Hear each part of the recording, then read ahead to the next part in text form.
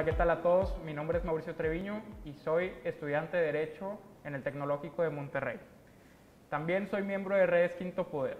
Estamos en el segundo episodio del podcast Jóvenes Redes Quinto Poder y el tema de hoy es presupuesto y finanzas en el estado de Nuevo León. Para esto conseguimos a la persona más indicada en el tema, el tesorero Carlos Alberto Garza Ibarra. Muchas gracias por aceptar la invitación. No, al contrario, Mauricio, para mí es muy importante que pues cualquier, digamos, medio ciudadano tenga acceso a los temas que son relevantes y evidentemente las finanzas son un tema muy importante, ¿no? Y gracias por la invitación y a la orden. Carlos Alberto Garza Ibarra es licenciado en Economía por la Universidad Autónoma de Nuevo León y cuenta con estudios de maestría en Economía Contable y Financiera por la Universidad de Essex, Inglaterra. Por su trayectoria, la Universidad Autónoma de Nuevo León le otorgó el reconocimiento a la excelencia en el desarrollo profesional 2018.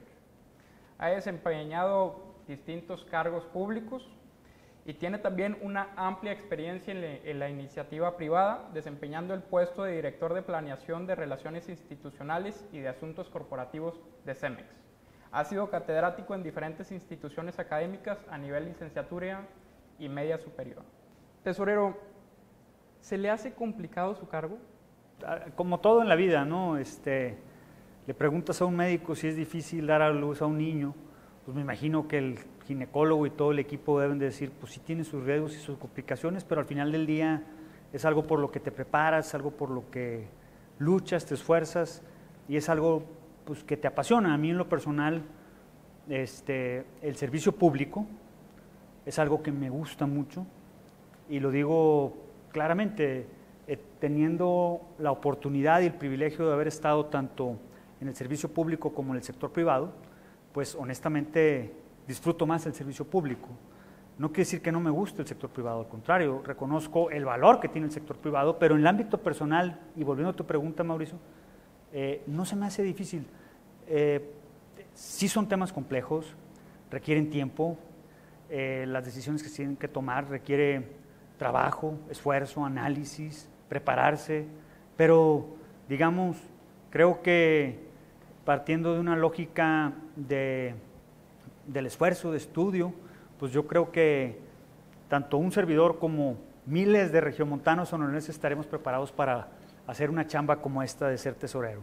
Claro, y supongo que ha implicado grandísimos retos para ti, para tu familia, para tus hijos. ¿Cuánto tiempo le dedicas? Pues mira, es que digamos que la pandemia cambió todo, ¿no? Ahora la lógica permite hacer más trabajo remoto, aunque te soy franco, es paradójico. Desde marzo del año pasado he trabajado más, porque pues como no hemos salido de vacaciones, hemos estado prácticamente aquí en este proceso de pandemia y la tesorería es un ente, digamos, estratégico por las necesidades presupuestales que tienen tanto el área de salud como el área de educación, que ahora es todo un tema en términos de si regresamos o no a presenciales, pues nosotros tenemos que estar ahí presentes. La verdad, le dedicamos un buen tiempo, pero mira, como todo en la vida, ningún exceso es bueno. Entonces, lo que hay que privilegiar, y digo, no soy quien para dar ese tipo de recomendaciones, pero a mí en lo personal me funciona un balance. Sí, tengo tiempo para mí, para hacer algo de ejercicio, para evidentemente estar con mi esposa, mis hijas, y no hay mucho convivio ahora porque evidentemente prácticamente estamos encerrados, pero la responsabilidad conforme va avanzando el tiempo, es como todo, digamos, proceso de aprendizaje, se vuelve un poco más fácil en el sentido de que hay cosas que ya conoces y sabes cómo resolverlas. Pero en términos generales yo diría que el tiempo es más que suficiente para poder intercalar las cosas que son del ámbito social como el ámbito laboral. Perfecto. Y hablando un poquito de contexto, ya en el presupuesto de egresos, el gasto neto total del presupuesto de egresos 2021 fue de 107 mil millones de pesos. La presente ley que estamos abordando es por 27,000 millones de pesos de gasto estatal y 79,000 millones de gasto federalizado. Yo quiero que nos platiques a la audiencia cómo se integra este presupuesto, cómo es tu experiencia para integrar este presupuesto. Pues bueno, es la base de todo y estamos precisamente inmersos en ese proceso como país. Primero me voy a ir al ámbito macro y luego al ámbito local. En los próximos días, a más tardar el 8 de septiembre, el gobierno federal, por constitución, por ley constitucional, estaba obligado a presentar el paquete económico del siguiente año, en este caso del 2022. Y la misma metodología que utilizan ellos es una metodología que utilizamos nosotros, y la metodología implica, pues, cuáles van a ser los criterios de política económica que van a prevalecer el próximo año, y en función de eso se derivan ciertas variables que permiten estimar cuáles van a ser los ingresos que vamos a captar como país, primero como país, en impuestos, en derechos, en productos, en aprovechamientos, y en función de eso vas un poco acomodando el gasto. ¿Qué sucede en un estado?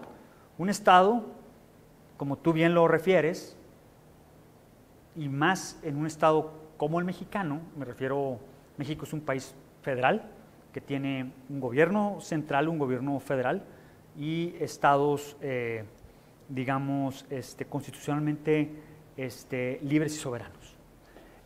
Los estados recibimos transferencias, como tú bien lo mencionas, estamos hablando en términos porcentuales. En el caso de Nuevo León, un 75-80%. Entonces, una vez que estas transferencias son definidas en el proceso federal, tú ya más o menos en el estado sabes cuánto vas a recibir, y lo único que haces es proyectar un poco lo que tú vas a recaudar internamente. ¿Qué impuestos tenemos en el estado? Pues tenemos el impuesto sobre nóminas, el impuesto sobre hospedaje, el impuesto sobre erogaciones en los casinos, algunos derechos que se cobran en las actas de nacimiento, en control vehicular, en el registro público, etcétera, etcétera. Y así, con esa base, pues evidentemente, y con algunas proyecciones económicas, proyectas cuál va a ser el ingreso del próximo año y acomodas el gasto en ese techo de lo que, digamos, tú privilegias como gobierno. Nuevo León, hago un paréntesis, lo que más gasta o invierte es en educación. Ahí es donde históricamente Nuevo León ha erogado más, y luego en el balance viene pues, la salud, la seguridad, etcétera, etcétera. Claro.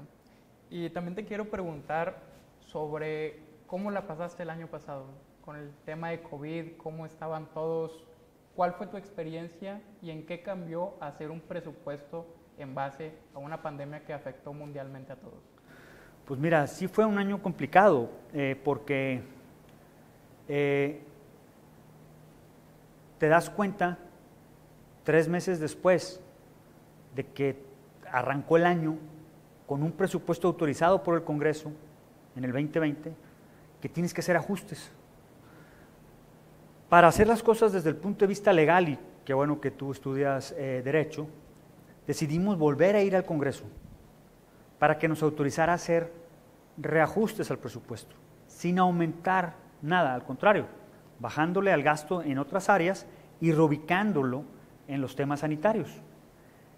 Complejo, sí, porque hasta ahí eso se ve simple. Y sí, no fue difícil.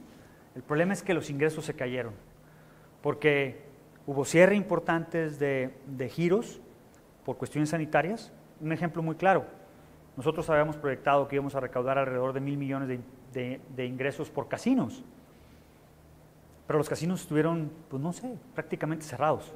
Y una vez que abrieron muy, digamos, marginalmente en términos de su aforo. Entonces eso te merma tu capacidad de ingreso.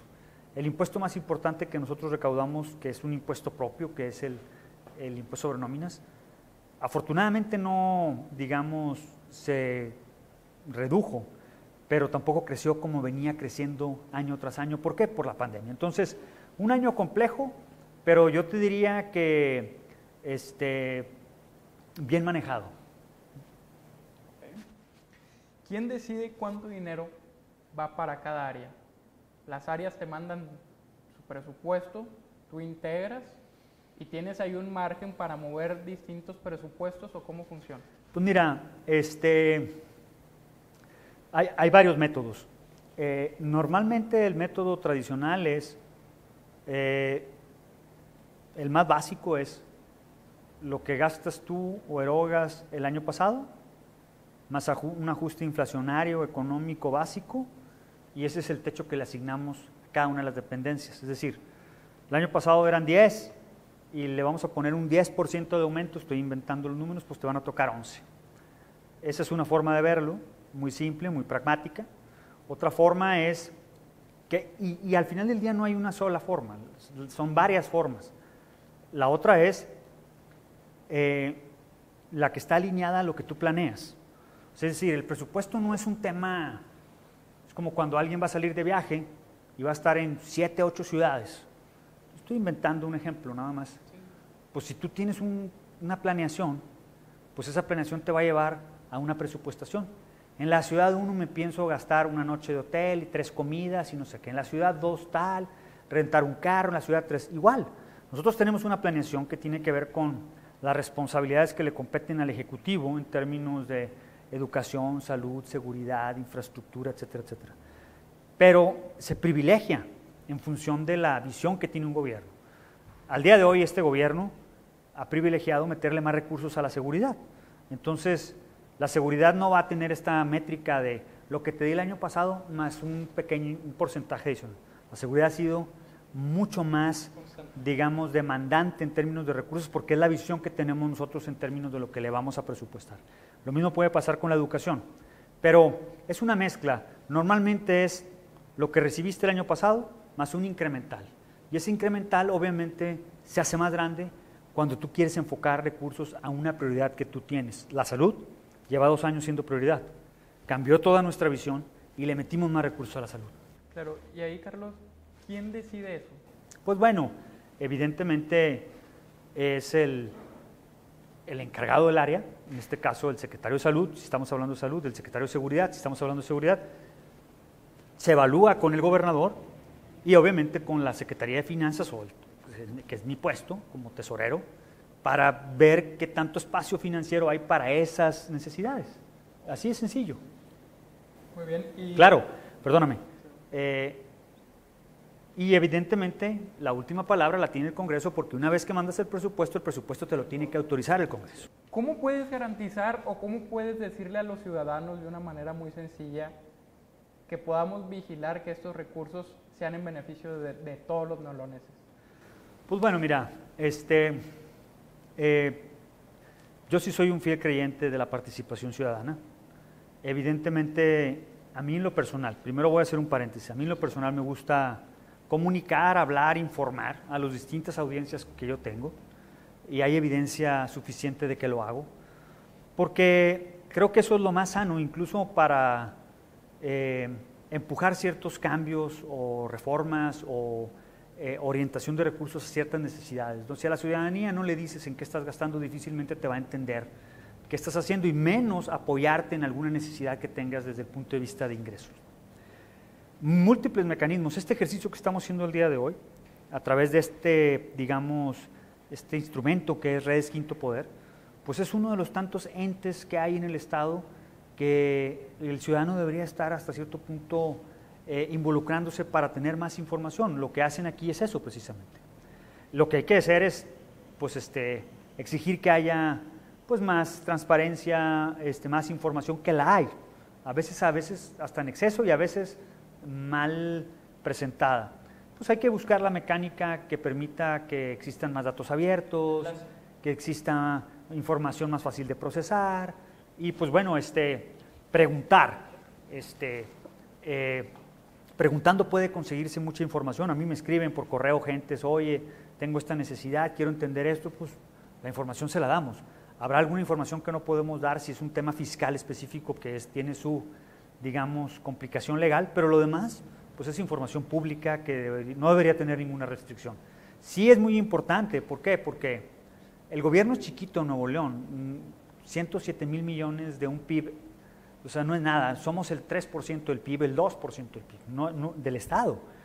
Pero lo que incide el gobierno es mucho, porque ahí va la seguridad, ahí va la educación. Entonces, aunque gastamos poco, incidimos mucho en lo que hacemos como sociedad. Entonces, creo que sí es un tema muy importante. La participación ciudadana para mí creo que es la clave para que la sociedad se involucre más. Claro, hay gente que dice, oye, espérame, pero pues si yo quiero participar, pero no hay mecanismos. Pues bueno, este es un ejemplo de los mecanismos que puede haber y yo sé que se van a ir abriendo muchos más mecanismos para que la gente sepa qué estamos haciendo con el dinero. Perfecto. Y ahorita que hablas de dinero, tesorero, ¿qué se hace cuando un estado ya no tiene recursos? ¿A quién le pide prestado? ¿A la federación? ¿Banco? Pues mira, es que es una línea, ¿cómo te diré? Digamos, muy delgada entre ya no tiene recursos. Pero déjame enfocar mi comentario. Los gobiernos, por ley, por desgracia o por desgracia, no quiebran. No quiebran, o sea, los gobiernos no quiebran. Lo que sucede es que operan en un nivel subóptimo. Te voy a dar un ejemplo, y no voy a decir el nombre del instituto, pero todos sabemos. Tú pides una cita en ese instituto para consultar y te la dan en 6 meses. Que no te toque que tengas que hacerte una cirugía de algo porque, pues, no sé, en 1 año. No está quebrado el instituto. Pues no, legalmente no, pero el servicio que está dando lo da a un nivel subóptimo. Los gobiernos pasa lo mismo. ¿En qué momento le faltan recursos al Estado de Nuevo León? Pues en el momento en donde no tiene la capacidad para operar.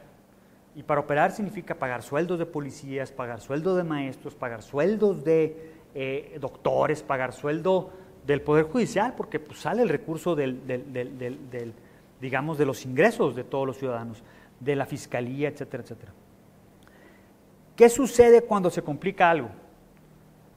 Pues el ejemplo más simple lo voy a empezar de abajo para arriba.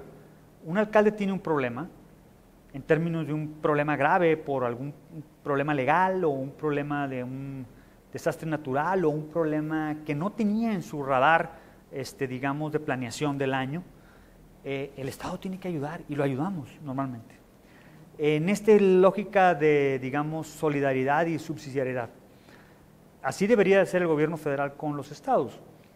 Nosotros normalmente ante no una imposibilidad, sino ante una pequeña complicación momentánea financiera, pues nuestra solicitud va hacia el gobierno federal. Desafortunadamente, si ya nos enfocamos en estos últimos 2 años, la, digamos, corresponsabilidad o el apoyo que hemos recibido ha sido nulo. Entonces, prácticamente todo lo hemos tenido que hacer con nuestras propias manos. ¿Es bueno? Pues sí, sin duda, porque la escasez hace que uno se vuelva más creativo, más eficiente, más cuidador de los recursos. ¿Es malo? Pues sí, porque quisiéramos tener más recursos y si eso implica que el gobierno federal no los dé, pues que bueno, ojalá y así sea, ¿no? Ahora, te voy a hablar sobre los fideicomisos. ¿Tú crees que son importantes? Pues es que hay muchos fideicomisos. Hay uno que acaban de desaparecer, fue el 30 de julio, apareció un acuerdo en el diario oficial de la Federación, el Fonden. ¿Qué piensas sobre eso? Bueno, estás hablando de fideicomisos federales, sin duda. Hay otros más, bueno, en Fonden, sí, es toda para mí es una mala señal hacia las necesidades que puede tener un estado o un municipio. Hemos estado viendo huracanes recientemente, no nada más en México, sino en Estados Unidos. No contar con un seguro o con una garantía o con un fideicomiso que te dé hasta cierto punto un respaldo para atender cosas que superan tu capacidad, pues la verdad es complejo, ¿no? Hay otros fideicomisos que tienen una vida o que han tenido mucho más utilidad, pero bueno, en el ámbito federal desaparecieron prácticamente todos.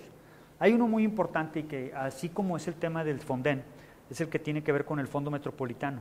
Era igual un fideicomiso, administrado por Hacienda, operado por ellos. Fiduciario, si mal no recuerdo, era Banobras, pero lo importante es que impulsaba proyectos de alcance metropolitano en las metrópolis del país. Y yo creo que eso era muy importante. No contar con esos recursos, sin duda, afecta el desarrollo de las metrópolis del país, pero yo creo que habrá algunos que sí había necesidad de quitar, probablemente, una gran cantidad de ellos, pero la gran mayoría, y sobre todo estos que son hasta cierto punto mucho más importantes, en mi opinión, creo que fue una mala decisión. Tesorero, ¿Cree que los ciudadanos nos debemos de preocupar por el servicio de la deuda pública del Estado de Nuevo León? Mira, sí, te digo que sí, pero hasta cierto punto no debería ser una preocupación. O sea, creo que debe ser un tema que debemos de entender, pero no es un tema de preocupación, y te voy a decir por qué.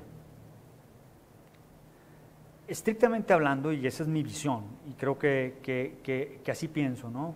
El ciudadano debería de estar más preocupado en términos de qué se hace con los recursos que tiene el gobierno. Si estamos arreglando un problema tan grave como era el penal del Topo Chico, y eso costó 1,000 millones de pesos, pues eso costó 1,100 millones de pesos. Y hago un paréntesis, había una alternativa ahí que afortunadamente no se utilizó y que era una alternativa heredada, pero que no utilizamos y que costaba entre 5,000 y 6,000 millones de pesos. Bueno, esos 1,000 millones de pesos, en el contexto de tu pregunta, creo que es irrelevante si se fondearon con financiamiento o con impuestos o ingresos propios. Al final del día solucionamos un problema y desde el punto de vista social es mucho más rentable que lo que pudiese costar ese financiamiento que hubiésemos contratado. Pero sí es importante tener claro el costo del financiamiento y lo que pagamos de la deuda, porque al final del día pues son datos que de una u otra forma aquellos ciudadanos, sobre todo que tienen interés en saber qué estamos haciendo, pues sí, yo creo que sí es importante que se publicite y se diga, pero no es lo más relevante. Lo más relevante es qué hacemos con el dinero. Y yo estoy convencido que el ciudadano no ve mal el financiamiento, porque cualquier ciudadano que nos va a estar viendo en este diálogo interactúa con el financiamiento.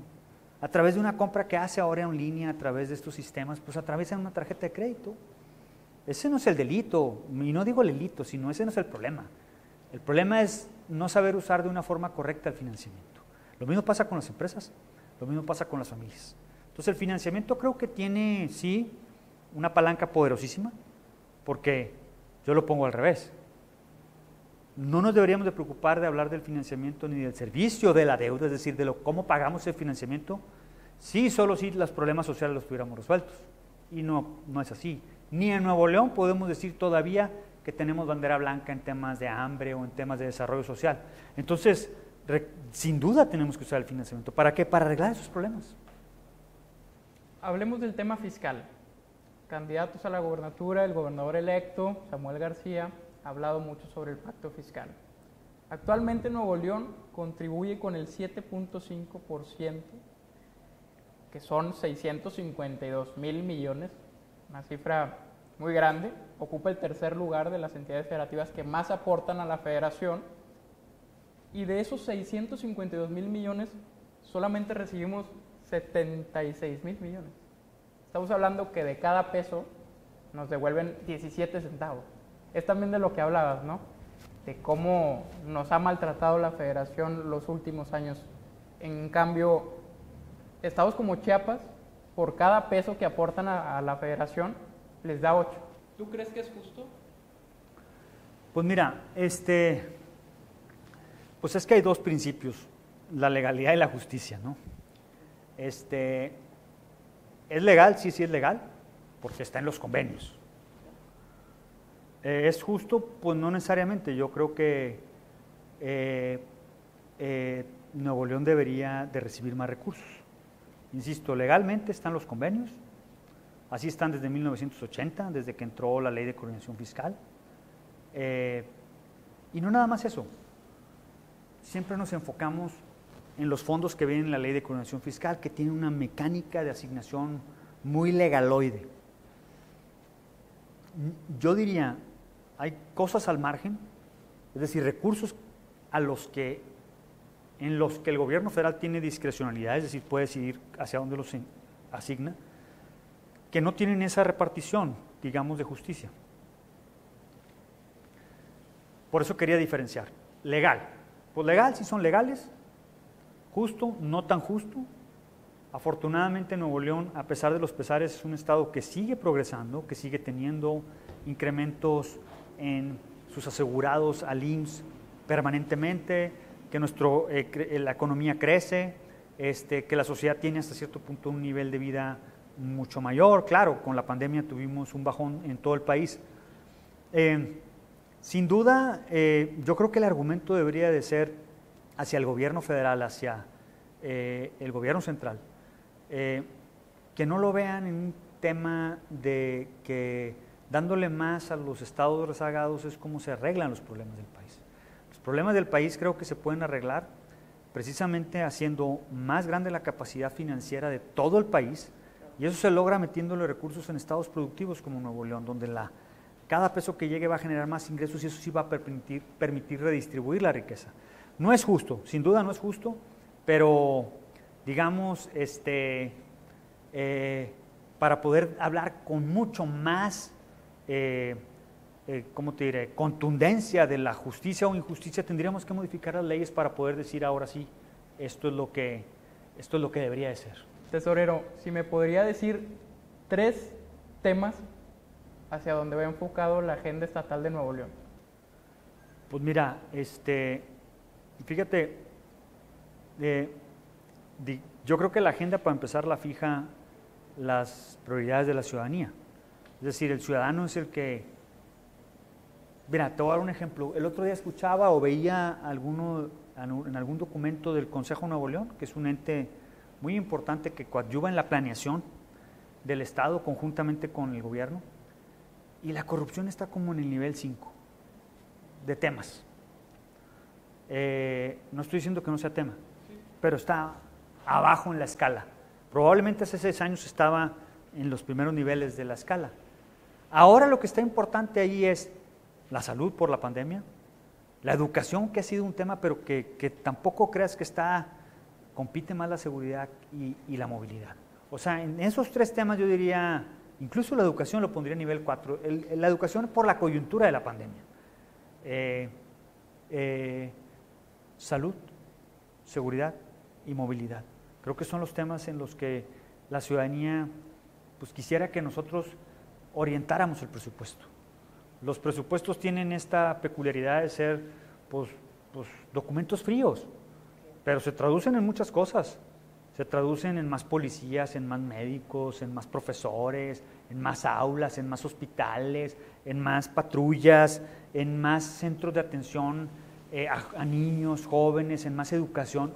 La verdad, el presupuesto tiene la habilidad y la capacidad, y así debería de ser, de transformar la vida de los ciudadanos. Pero yo pondría en esos 3, digamos, ejes las prioridades de la ciudadanía.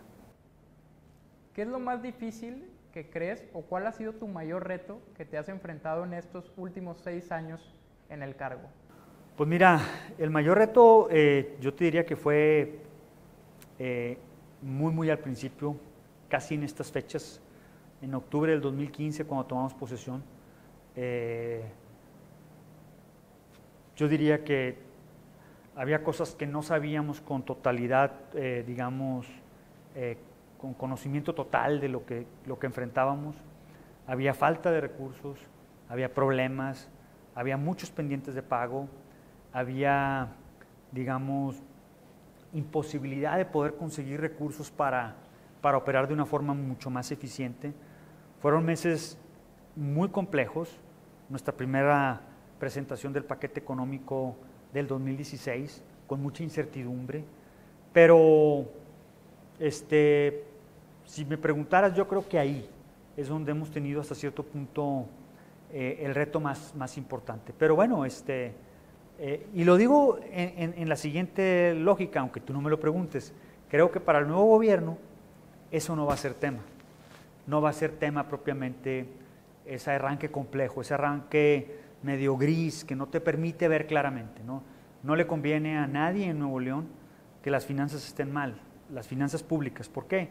Porque eso es mermar, eso es caer en esta cosa que yo te decía de no quiebra, pero sí de un nivel subóptimo de servicios. Y ya que hablas en el contexto del nuevo gobierno, ¿te gustaría repetir? Pues sin duda, o sea, al final del día, pues yo me he preparado para estar, digamos, en posiciones relacionadas con las finanzas públicas. He trabajado en la Secretaría de Hacienda muchos años, aquí mismo en la Tesorería ya es mi segunda vez. Yo ya había estado un tiempo atrás y ahora ya estos últimos años como tesorero. Si la oportunidad se da, pues yo estaría muy privilegiado de poder tener una continuidad y de poderle transmitir al nuevo gobierno pues un poco de energía y de orientación para que esa parte financiera que desafortunadamente vivimos complicadamente hace 6 años no sea algo que merme la capacidad del gobierno, sino al contrario, que le dé velocidad para que el ciudadano no lo sienta y por el contrario, que lo sienta pero para bien. Antes que todo, pues muchas gracias, Mauricio, por la oportunidad de poder platicar contigo y con tu audiencia. Me da mucho gusto que haya jóvenes entusiastas en términos de conocer qué pasa con los temas de la sociedad. Este es uno de los temas, yo sé que abordan muchos temas. Y pues bueno, yo invitaría a todos los que te siguen, a todos los que ven estas pláticas, estas conversaciones, pues a que cualquier duda, preocupación, comentario respecto al tema de las finanzas, que es el área de mi competencia, pues no duden en contactarnos por correo electrónico, por las redes sociales. Y pues bueno, sigamos haciendo pues de nuestra vida un ejercicio de más de participación ciudadana. Estoy convencido que cuando los ciudadanos nos metemos, porque pues yo soy un ciudadano también, al final del día tengo una vida, digamos, fuera de lo que es mi oficina y perfectamente transito por las calles, sé las necesidades que hay. Si los ciudadanos nos metemos, yo creo que vamos a construir mucho más en orden y sobre todo con mucho más visión el futuro de Nuevo León. Sigamos participando, no dejen de atender estas conversaciones y pues gracias de nuevo por esta conversación. Gracias. Los invitamos a seguirnos en redes sociales, Redes Quinto Poder, y a seguirnos viendo en estos podcasts que acercan a la ciudadanía con servidores públicos y diferentes personas que impactan en la vida política del país. Gracias.